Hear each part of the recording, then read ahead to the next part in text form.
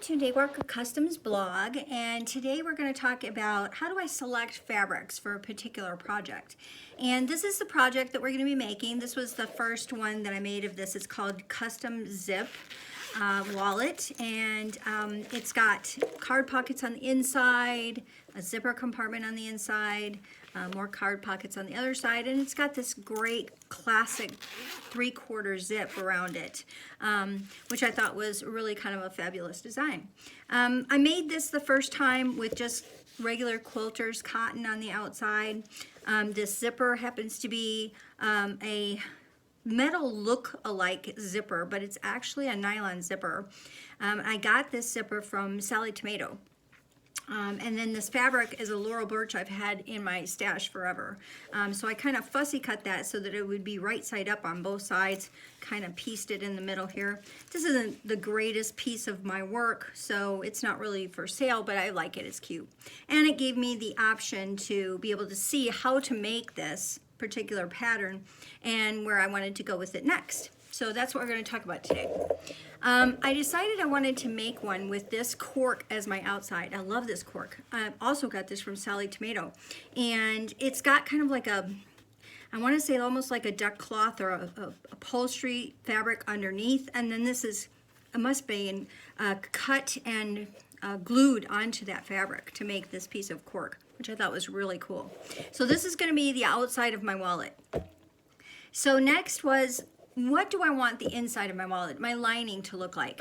As we saw in this particular one that I did, I used two different fabrics. I used one for my card pockets, and then one that I kind of used for my zipper compartment. And I also kind of changed up the welts here, but I think I won't do that again. But it's, you know, just to have kind of variety, to kind of have two different products on the inside. So that's kind of what we're auditioning here today, is to kind of figure out what will go with this. And so the first thing that I go to, obviously, is black, because it's got the black background, blacks and browns. So the first thing that I kind of pulled out was this fabric. I liked this with it, but it kind of has not the same style. This is circular, and this is not. This is more almost like a V pattern. So I was thinking, no, probably not that one.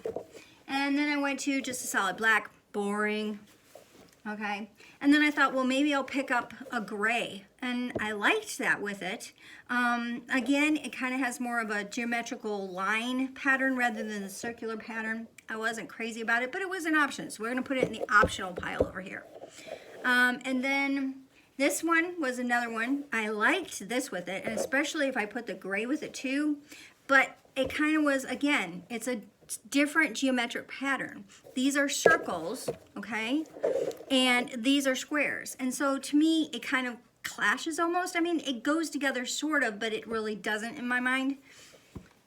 This one kind of really was a contender. This one actually, get a little bit closer, actually has the little swirly circles on it, and it's kind of the black and then kind of the gray undertone to it. And I really kind of liked that with it because the circly patterns kind of matched. So that was definitely kind of kicked the gray one out of the bucket and kind of put that one on first base. And then I also had this one, and I thought about this one too, but again, this is more of a zebra print. That would go good with that other one that is kind of more of a zebra print. It really wasn't the circular motion that I was looking for here. So these all kind of got eliminated, and based on just my personal preferences and kind of what I was going for in a look. And then I kind of started looking at some of my other fabrics, and I actually came up with two other fabrics here. Let me pull these out. So this one was one that I kind of looked at, and so I kind of went, well, you know, I like the texture variety in that one, and it also has kind of a two-tone to it. You know, you get more of that gray through. It's not all real dark black, and I kind of liked that with it, but I kind of put that aside. Again, it's kind of part of this pile of the maybes. And then I found this. And this was the one in my stash that probably gravitated the most to me. And I went, That's it.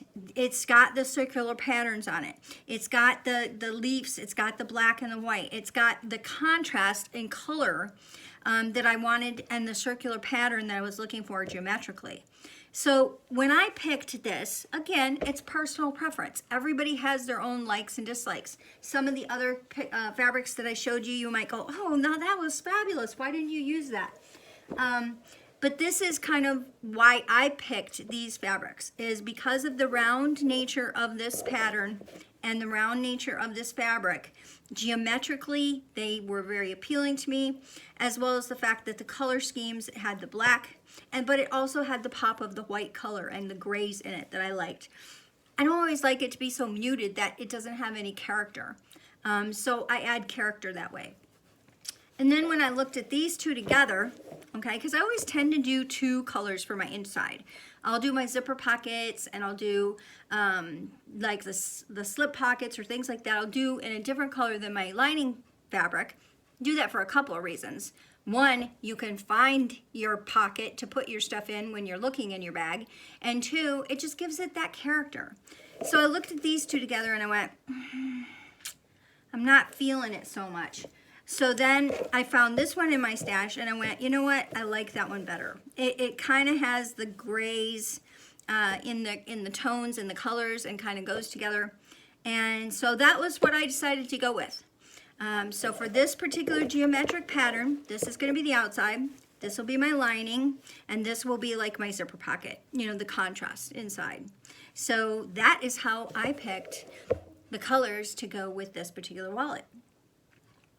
And I also picked another cork pattern. Isn't this great? This is so cool. It kind of has a glitter effect to it, kind of a shimmery effect to it. But I love the geometric pattern on this cork, and it's a very, very thin cork. I was kind of surprised at how thin it was. But this is going to be another wallet, and I could not make up my mind what I wanted to do with this one. So this is what I ended up with. I'm not going to go through the whole selection process, but this is what I ended up with.